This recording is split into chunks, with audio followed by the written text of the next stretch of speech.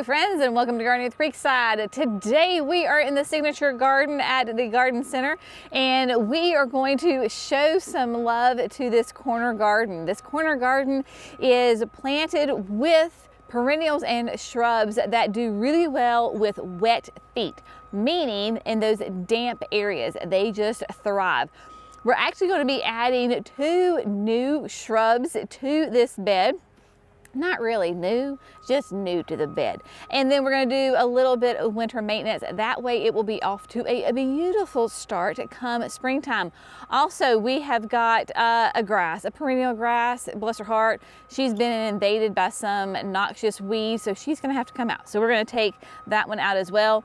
But I have got my trusty assistants. I don't know if you could hear the beeping. Jerry just brought us a lovely load of mulch. So we are going to put that out and at the end. So that way this bed will be all put together for the winter. So let me give you an idea of where we are, and then the shrubs are going to be put in, because you just saw me take out 2 of those Paisley pups from the forest pansy bed.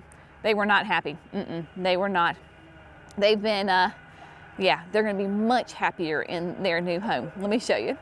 So this is the corner garden here at the signature garden. And first of all, can we just talk about the star of the show right now?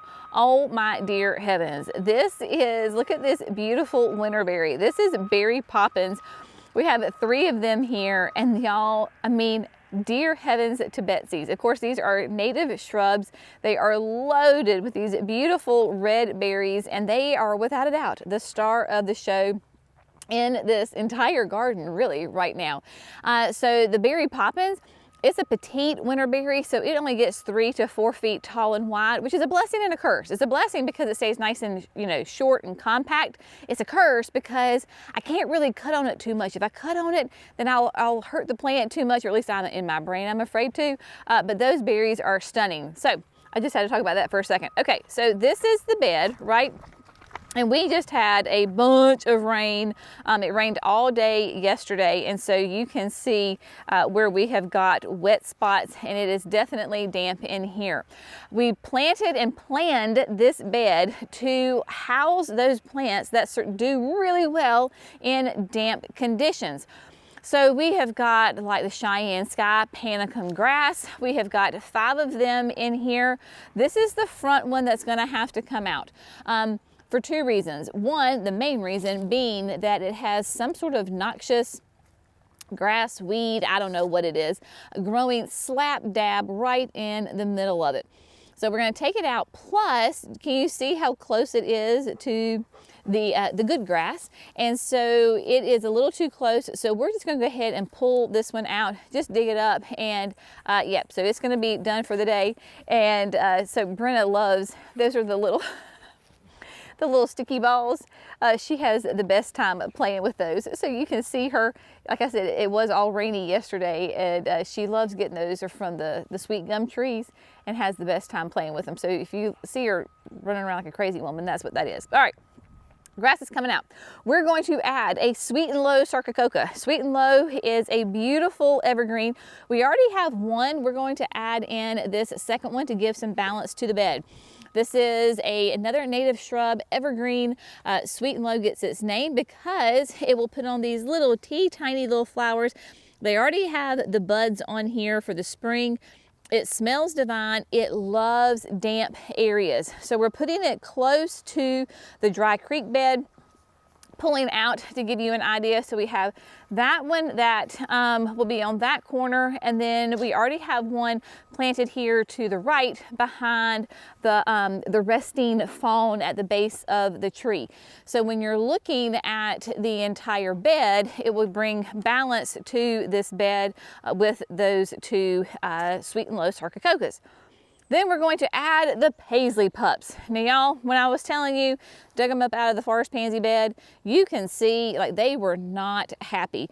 They are much darker than the other Paisley pup that I have, which is pretty because it has that really kind of that purple hue to it. My one at the house along the driveway, it is like near white, so it has a lot more color to it. And then these things really have not grown at all. It was really dry back there and really like deep shade. So you can see it's a little misshapen. It was kind of growing towards the sun. It's going to love it here. It's going to get more sun and a lot more moisture. So we have one here, and then when we flip around, we're going to have one over here as well. So you can kind of see we've got the one at Brenna, and then we've got the one right here. It'll be just to the right of the aquapot that we always put annuals in. It is in front of the summer suite, and then we've got an Invincible Sublime. Yep, good, a Sublime right here. And then we have Mr. Poppins right here. Now, in order to have those beautiful red berries from the berry Poppins, you gotta have a male. That's right, we had a little hanky-panky going on in the garden this summer. So Mr. Poppins is the pollinator for berry Poppins. This is why he is kind of stuck back here in the back, because during the summer, he is just a green shrub. In the wintertime, he is just sticks. So his sole purpose for being in this garden is to pollinate the berry Poppins to give me those beautiful red berries. Now, Mr. Poppins will pollinate up to 5 winterberries within 50 feet of him. And he will pollinate like all of the proven winterberries. He will be the pollinator for them. And so that's why we have him there. So what we're going to do is I have, of course, biotone, right? And so the biotone, I have the Jimmy's Edition 9-inch auger. I'm going to drill the holes, put the biotone in, and then slap these 3 shrubs into the ground. What we're then going to do is remove the grass, because this is the perfect time of year when you're in your beds and you're putting down compost and you're adding plants and you're taking away plants or you're dividing plants. Perfect time to do that here in the South, because y'all, it's like 50-something degrees today. Now, the first of the week we were down to 13. This morning we woke up and it was 53. Welcome to wintertime in the South. It is absolutely a yo-yo up and down. This is why we can garden year round here in North Carolina. Our ground never freezes. Yes, it'll get cold, but it doesn't stay cold. So if you have some dividing you need to do it. If you want to add some shrubs to your garden, do it. It's a great time to do it. So we're going to do that, and then I'll meet you back here. I think we're going to go ahead and mulch this really, really well with some of that Daddy Pete mulch. And then I am going to show you, because the other day, Cece, Brittany, and I were working over here in the signature garden, and it is a beautiful. So I'm going to share an update on that, and then let's talk about annuals, because it is winter time. So let's talk about some beautiful summer annuals that I'm going to be putting in the garden in 2026, which is only how many days away till 2026? Yeah, we're not going to talk about that right now. First, plants in the ground.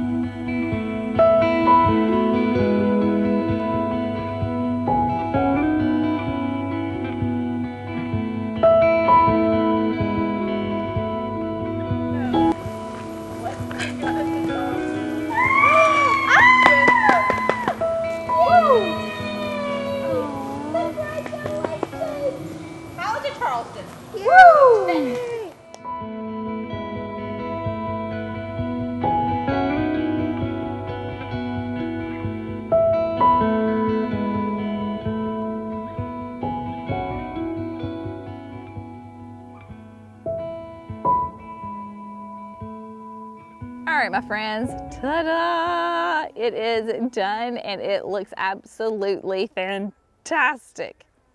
I'm telling you, mulch is like the earrings and the lipstick to the outfit. It just, chef's kiss, makes it look so good. Just planting 3 shrubs, right? So the 2 Paisley Pups went in, the sweet and low sarcococca went in, and the grass came out and it looks amazing. So let me give you an up close and then let's talk annuals. Let's talk color and summer and flowers and all the beautiful things. All right, so we've got both of these beds that make up the corner garden are all mulched, look lovely. Got some mulch on top of the pot. Yeah, so there you go. Got her in, old sweet and low right there on the corner. It's gonna be really fun. A nice evergreen right here. We have perennials all throughout here. We have some dwarf Joe Pye weed right here along the edge of the dry creek bed.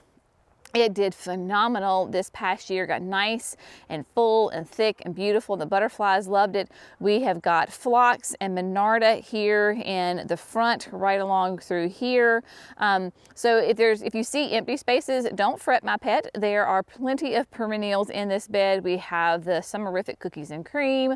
We have some of the phlox in here, the paniculata phlox, and then of course, so it's really interesting though. Backing up just here a second. So this bed, this corner to the left has more sun. The little island bed behind the pot is definitely a full sun bed. And then as we make our way from the left to the right, we go into more shade. This whole bed though does get great morning sun. It does really well. Look at that feather falls. Isn't that beautiful, that carex? I'm telling you, I love this grass. And the feather falls next to the Paisley Pup is going to be stunning. It is gorgeous. The Let's Dance Ariba hydrangeas, they get enough sun in the morning, midday, and then they will go in the shade. And then when we come around here to this corner, this is when we get into the shade plants, and we've got hostas in here, we've got ferns, we've got a stilby, and in the little Charleston boy with the basket, there are some of the miniature hostas in there.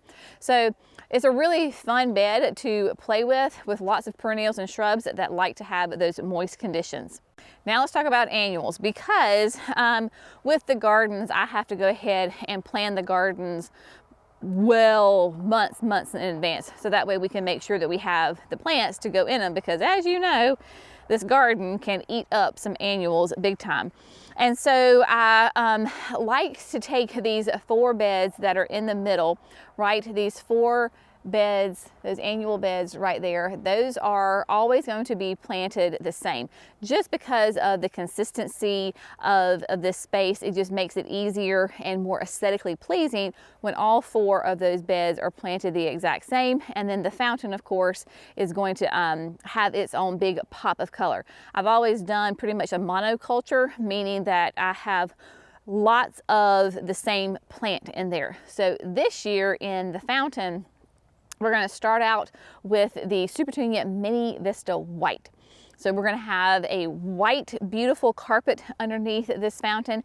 And because we are in North Carolina, a Zone 8A, we're going to go ahead and try this year doing something a little bit differently, because we have found with our heat and humidity that the petunias, whether they're in the ground, especially when they're in the ground, they just cannot handle the heat and humidity of July and August, and they just struggle. It doesn't matter how much water we give them, the fertilizer, it is just our climate. They just do not do well in July and August. So the past couple of years we have pulled them out of the garden around that time. So this year we're going to try putting something back in that will handle the heat and humidity quite well. So for example, in the fountain, we're starting with the Supertunia Mini Vista White, one of my all-time personal favorites. Oh my gosh, I love this plant because it's compact, it's perfect for the fountain, while it'll make us beautiful, pure white carpet, it won't be too vigorous and too tall. Like snowdrift, I love Super Petunia Vista Snowdrift. Basically, it's the exact same color of the flower, that pure white, which I think is very close to being the Pantone color of the year, by the way.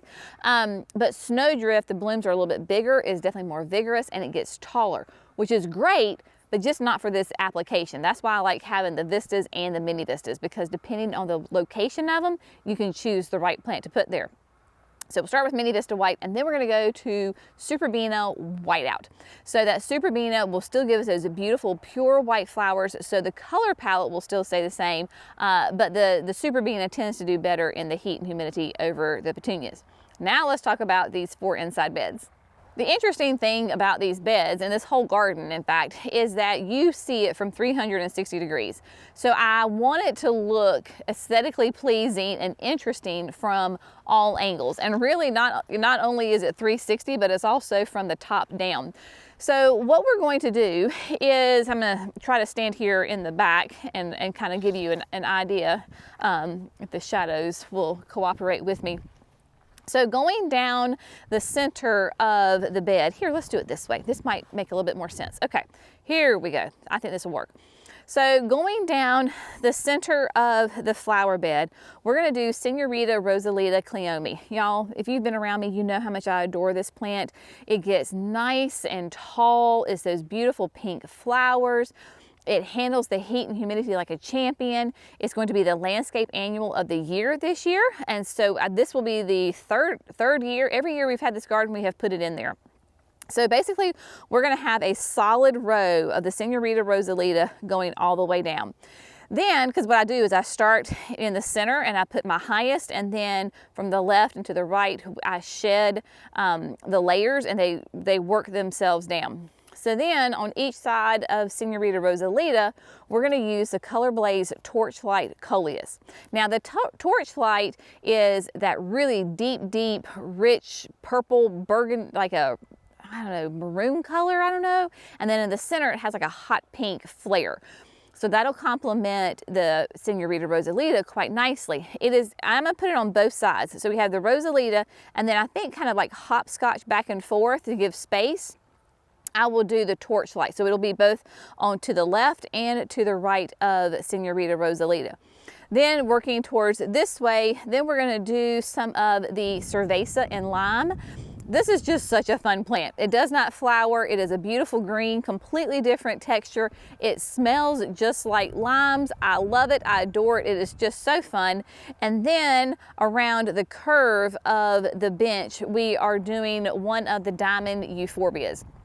I believe we're doing Diamond Frost. It's either Diamond Frost or Diamond Snow. Either one will work great.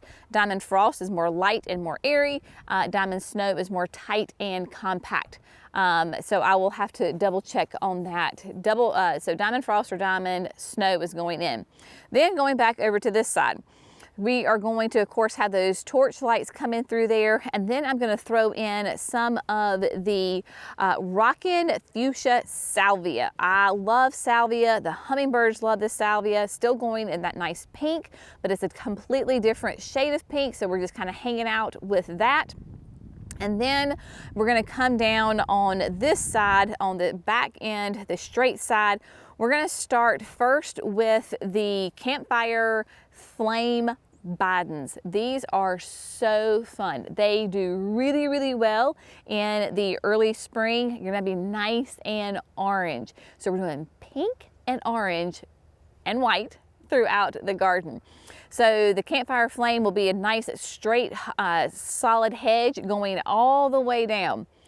The plan is if the Campfire Flames hang in there and they're doing great, then they can stay. If they start to peter out in the heat and humidity of the summer, they're going to come out, and then we're going to put in the Mojave Tangerine Portulaca. So it'll still be another orange plant, but it will be able to handle the heat and humidity really, really well. So pink and orange is the theme of the annuals here in the garden this year. And then with the glitters and glows viburnums that are back here in the back, we're going to continue with that orange theme, and we are going to do Vermillionaire. So I will probably put 3 grandes together because all of our annuals we plant as grandes. So I will plant 3 as one plant right here evenly between the glitters and glows viburnum, so they will be kind of have that same little bit of the habit as far as like what these viburnums look like now, where it's kind of skinnier at the bottom and then they kind of come up a little bit. The vermilionaire will have that same look. Of course, nice orange flowers that the hummingbirds go crazy over. Your pollinators love it. And then during the growing season, the viburnums, these have beautiful, really glossy green leaves on them. And then of course, wherever you see those blue berries, those start out as white flowers. And then they will turn to the berries. So we'll have that glossy green foliage, the white flowers, and then you'll have that vermilionaire right here between them all the way down. I love and adore having this garden literally buzz in the summertime. There are so many pollinators and hummingbirds, butterflies that come to this garden because of those annuals. This garden is most definitely a full sun garden. It gets, in the height of the summertime, especially this back corner, it will get, I would say, 10 hours of sun. I mean, if not even more than that. So tons of sun in here, which is perfect for those annuals. It is perfect to support those pollinators, your hummingbirds. They love all that vibrant color. All of those beautiful flowers just make a massive impact. And talking about supporting the population of your pollinators, those annuals are definitely the way to do it. And then of course we have the shrubs. So don't come at me and say, well, you know, you need to have shrubs and perennials. Y'all, we do, trust me. We have got so many different varieties of shrubs and perennials in here that support the pollinators, natives, you name it, everything all together, right? So I am a gardener that absolutely embraces all the kinds of plants, whether it's an annual, a perennial, a shrub, a tree, you name it. I love it and I am all for it. And so that's why we have the signature garden, to give our not only our viewers but our customers who come here some inspiration, right? Because we are North Carolina, and dealing with the heat and humidity and gardening in the South has some very, very strong, unique challenges to it. So by doing these gardens, we want to show you what thrives in this area, because we want you to grow, bloom, and thrive not only in your personal life but in your gardening life as well. That's why we do these videos. That's why we have these gardens, to show you real life. And those of you that have come to this garden, you know it is a real garden. Yes, it is absolutely spectacular, but it also has its own challenges with its weather or the bugs or the pests or the weeds. We're all in the same storm, y'all, as far as the gardening world goes. So it's going to be a beautiful spring, I have no doubt, and summer. And to believe that it is going to be 2026 here in just a few days absolutely blows my mind. But part of me is kind of excited about it, right? To have that beautiful color back here in the garden. As always, if you have found this fun, informative, inspirational, we would love it if you would like and subscribe. That way you don't miss those 5 videos that we do each and every week. Y'all have an amazing day. We appreciate you. We love you, all your love and support. Y'all are the best. We'll see you in the next video. Bye, friends.